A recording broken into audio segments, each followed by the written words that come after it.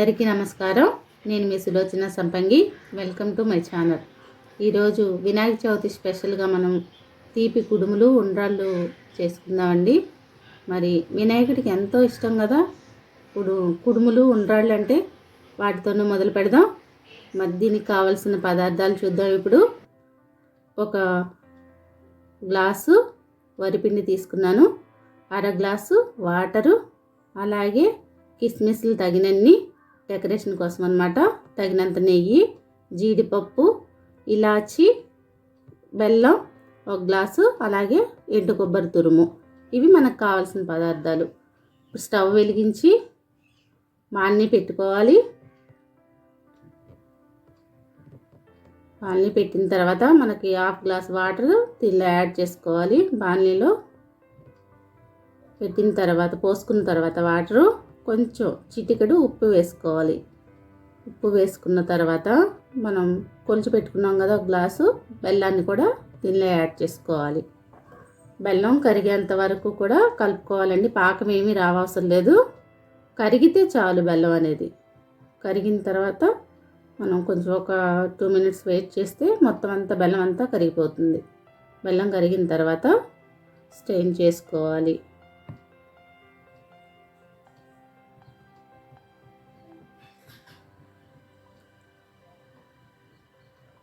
కరిగిపోయింది కదా. పూర్తిగా కరిగిన తర్వాత మనం వడకట్టేసుకుందాం. పక్కన ఒక గిన్నెలోకి వడకట్టేసుకుందాం.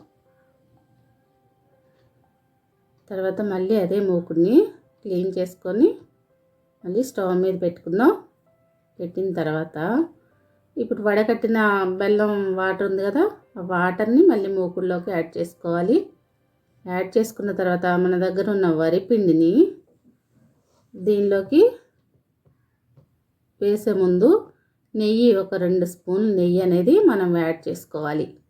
నెయ్యి యాడ్ చేయటం వల్ల మంచిగా టేస్ట్ వస్తుంది, అలాగే ఉండలు కట్టకుండా మంచిగా సాఫ్ట్గా కూడా వస్తుంది వరిపిండి. ఇప్పుడు మనం వరిపిండిని యాడ్ చేసుకోవాలి. ఈ వాటర్లో వరిపిండిని యాడ్ చేసుకొని మంచిగా కలుపుకోవాలి. చూడండి, ఉండలు లేకుండా చక్కగా కలుపుకోవాలి. ఒక 2 నిమిషాలు వేడిగా ఉంటుంది కదా, కొంచెం స్టీమ్ అంతా పోయేదాకా కొంచెం ఉంచి ఒక ముద్దలాగా చపాతీ పిండిలాగా చేసుకోవాలి. దీన్ని ఇలాచీ పౌడర్ కూడా యాడ్ చేసుకోవాలి. దీనిలో యాడ్ చేసుకొని మంచిగా కలుపుకోవాలి. ఉండలు లేకుండా కలపాలన్నమాట. ఈ ఉండలు ఉంటే మళ్ళీ మధ్య మధ్యలో మనకి కలవదు పిండి. ఇలా చపాతీ పిండిలాగా కలుపుకోవాలి. ఇప్పుడు కొంచెం కొంచెం పిండిని తీసుకొని మన ముందు చేతికి నెయ్యిని రాసుకోవాలి. కొంచెం కొంచెం పిండిని తీసుకొని ఇలా మనకి కుడుముల్లాగా రెడీ చేసుకోవాలి. చూడండి ఎలా చేస్తున్నాను. నేను మూకుడులోనే చేసేస్తున్నాను. పెద్ద వేరే ప్లేట్ కూడా ఏమీ అవసరం లేదు, మనం పెద్ద మూకుడు తీసుకున్నాం కదా. ఇలా కుడుముల్లాగా రెడీ చేసుకోవాలి చేతితోటి. మనం రెడీ చేసుకున్న తర్వాత చూడండి, ఇవన్నీ కూడా కొన్ని నేను ఉండ్రాలు చేస్తున్నాను, కొన్ని కుడుములు కూడా చేస్తున్నాను దీంతోనే. అలా మనకు నచ్చిన షేప్లో చేసుకోవచ్చు అండి. ఈ కుడుములను కూడా రకరకాలుగా చేస్తూ ఉంటారు. మరి మనం కూడా అలా మనకు నచ్చిన షేప్లో చేసుకోవచ్చు అనమాట. ఇలా రెడీ చేసుకోవాలి. మరి మన దగ్గర జీడిపప్పు, కిస్మిస్ అవి కూడా పెట్టుకున్నాం కదా, డెకరేషన్కి వీటికి మనం మధ్యలో కూడా ఇట్లా పైన పెట్టి స్టీమ్లో పెట్టుకుంటే ఇంకా అందంగా కనిపిస్తూ ఉంటుంది అన్నమాట. వినాయకుడికి నోరు ఊరేలాగా. చూడండి, చాలా బాగుంది కదా. ఇలా అరేంజ్ చేసుకోవాలి. మన దగ్గర ఉన్న జీడిపప్పు, కిస్మిస్ని ఇలా యాడ్ చేసుకోవాలి దానిపైన.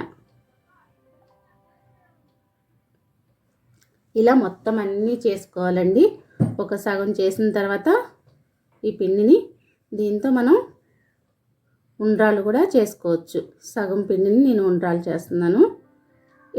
ఇలా కూడా చేసుకోవచ్చు. ఈ షేప్లో కూడా కుడుములు చేసుకోవచ్చు. 3 రకాలుగా చేశాను నేను ఈ పిండిని.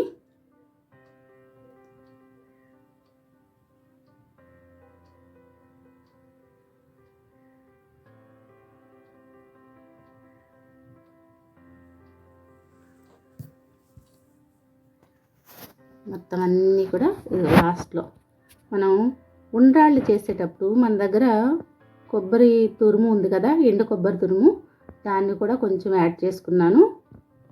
ఈ వీడియోలో మిస్ అయింది. ఇలా మనం చేతికి నెయ్యిని రాసుకొని రౌండ్స్ చుట్టుకోవటమే. ఇలా చక్కగా రౌండ్గా చుట్టుకోవాలి, చిన్న చిన్నగా ఉండ్రాళ్ళని